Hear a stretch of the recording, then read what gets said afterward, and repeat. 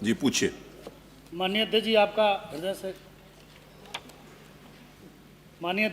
हृदय से धन्यवाद।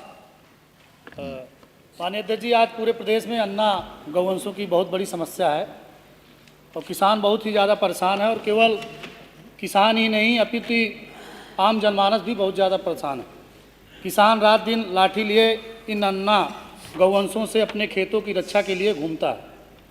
पूरी फसलें ये गौवंश चौपट कर रहे हैं। सड़कों में इन आवारा गौवंश के चलते अत्यधिक सड़क दुर्घटनाएं भी मानवर हो रही हैं। मेरे प्रश्न के जवाब में माननीय मंत्री जी ने उत्तर दिया है कि इन गौवंशों के भरण पोषण और प्रबंधन की जिम्मेदारी ग्राम पंचायतों की और शहरों पर नगर निकाय की है। पिछले साल इसी सदन में मेरे द्वारा एक प्रश्न लाया गया था, जिस पर माननीय मंत्री जी ने जवाब दिया था कि ये जो गौशालाएं संचालित है ग्राम पंचायतों में, इनका भुगतान दूसरे माह की प्रथम हफ्ते में ही इनका भुगतान कर दिया जाता है। माननीय अध्यक्ष जी, मैं आपको अवगत कराना चाहूँगा कि जिस जिले से मैं आता हूँ, मेरा जनपद चित्रकूट आकांक्षी जनपद है, और वित्तीय वर्ष 2024-25 में 20 जुलाई से गौशालाएं संचालित होना प्रारंभ हुई और 1 अगस्त से गौवंशों की हाजिरी लगने लगी। जबकि हमारे यहाँ जो भुगतान हुआ अक्टूबर और नवंबर का किया गया, अगस्त और सितंबर का भुगतान शून्य कर दिया गया। जबकि हमारा जो बगल का जिला बांदा, वहाँ पर भुगतान 4 महीने का किया गया।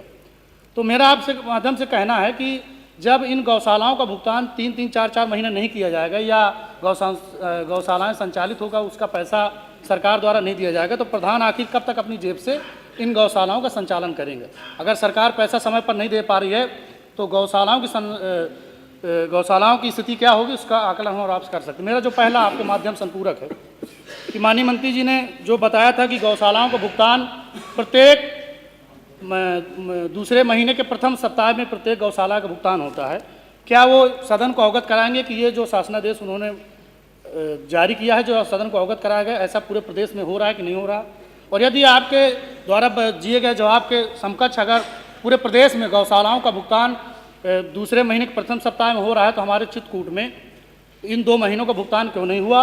और पूरे प्रदेश में दिसंबर का भी भुगतान की प्रक्रिया चल रही। तो मेरा पहला आपके माध्यम से अनुपूरक है कि जो आपने गाइडलाइन जारी की उसका 100% पालन हो रहा है कि नहीं हो रहा है, और जो चित्रकूट में 2 महीने का भुगतान हुआ है तो होगा कि नहीं होगा। जो दूसरा मानवर आपके माध्यम से अनुपूरक है, मैंने ये सवाल किया था कि ये जो अन्ना गौवंश है, क्या इनके द्वारा जो सड़क में घूमते हैं बहुत सी दुर्घटनाएं हो रही हैं, जिससे गौवंश को भी समस्याएं हो रही है और आम जनमानस को भी बहुत बड़ी समस्याएं हो रही हैं।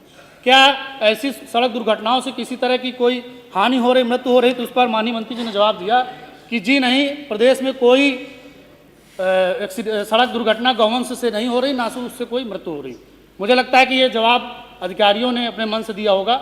मुझे नहीं लगता कि माननीय मंत्री जी इस बात से सहमत होंगे कि पूरे प्रदेश में अन्ना पशुओं से कोई दुर्घटना ही नहीं हो रही और किसी की जान नहीं जा रही। तो मेरा जो दूसरा आपके माध्यम से अनुपूरक मानवर कि क्या माननीय मंत्री जी इस जवाब को ठीक कराने का कष्ट करेंगे कि हाँ, अन्ना पशुओं से पूरे प्रदेश में सड़क दुर्घटनाएं हो रही हैं और बहुत से लोगों की मृत्यु होती है। चूँकि इस सदन में ही हमारे कई सारे सीनियरों ने, माननीय विधायकों ने ही तमाम घटनाओं का जिक्र करके अवगत कराया था।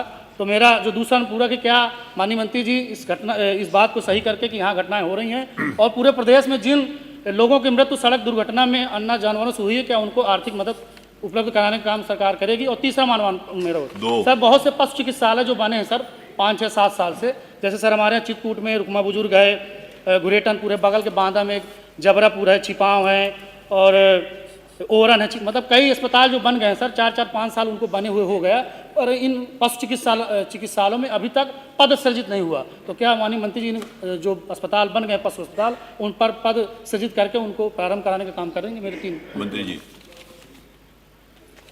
माननीय अध्यक्ष जी, माननीय सदस्य को बड़े विस्तार से उत्तर दे दिया गया है, फिर भी मनबरेरों ने अन्ना पशुओं के बारे में पूछा है। अस्थायी